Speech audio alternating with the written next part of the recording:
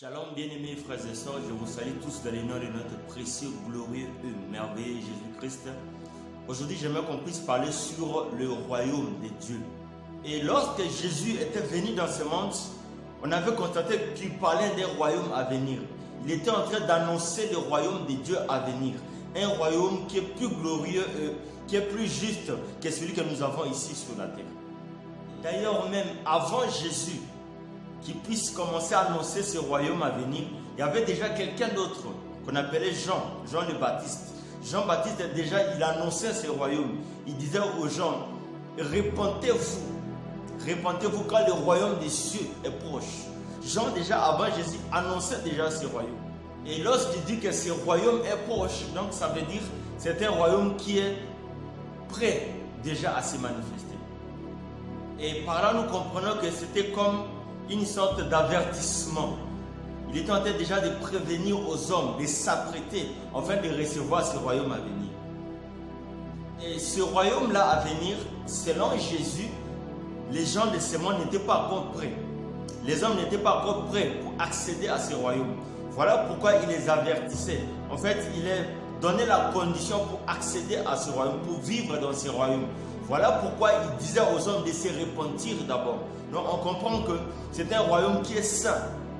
Alors les pécheurs ne peuvent pas entrer. Voilà pourquoi il avertissait aux hommes déjà de s'apprêter, de se repentir, de se purifier pour accéder dans ce royaume. Nous ici, nous vivons dans le royaume terrestre. Nous sommes en train de vivre dans un royaume où c'est dirigé par des hommes, c'est dirigé par des rois de ce monde. Mais si on comprend très bien le royaume que Jésus était en train d'annoncer, c'était un royaume qui est céleste. Sûrement que c'est un royaume qui est dirigé non pas par les hommes cette fois-ci, mais par des divinités, par un Dieu. Ce que nous devons savoir, c'est que la terre ici passera. Le monde sera détruit un jour. Bien, mais lorsque nous lisons la Bible, lorsque Adam a péché, Dieu est venu afin de parler à Adam. Là, je suis dans le livre de Genèse 3, le verset 7. Dieu dit qu'à cause de toi, Adam, la terre sera maudite. Dans certaines versions, on dit que le monde sera détruit, le monde sera maudit à cause du péché de l'homme. Voilà pourquoi, lorsque nous lisons dans le livre d'Apocalypse 21, verset 1, Jean a dit ceci. Il a dit, j'ai vu un nouveau ciel et une nouvelle terre, car l'ancienne était passée. Bien aimé, nous voyons que la terre ici, ça va passer un jour. La terre que nous sommes en train de vivre un jour, il y aura la finalité. Nous tendons déjà vers la fin de ce temps que le monde, que Jésus, que les apôtres, que Jean avait vu. Nous tendons déjà vers la fin de ce temps-là. J'aimerais te dire, toi qui es attaché à ce monde, toi qui es attaché aux choses de ce monde, toi qui es lié au plaisir de ce monde, tu dois savoir que ce monde, un jour, il passera. Il y aura une finalité. Et déjà, le temps où nous sommes, nous tendons déjà vers la fin de ce monde, la fin du temps. Alors bien aimé, c'est que moi j'aimerais te dire que tu dois te détacher des choses de ce monde.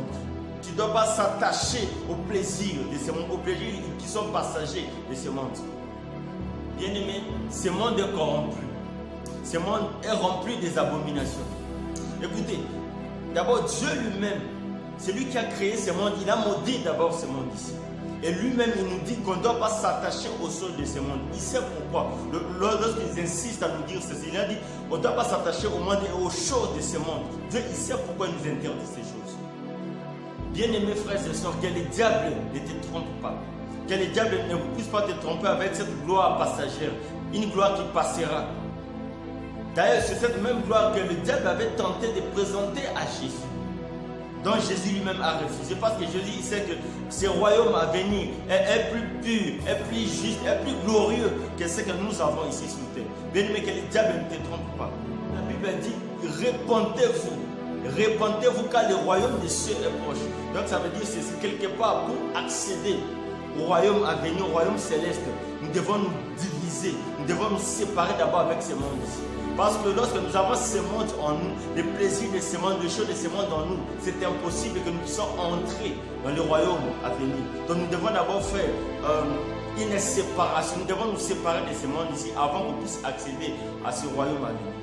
Nous parlons de séparation, ça doit être une séparation vraie et totale.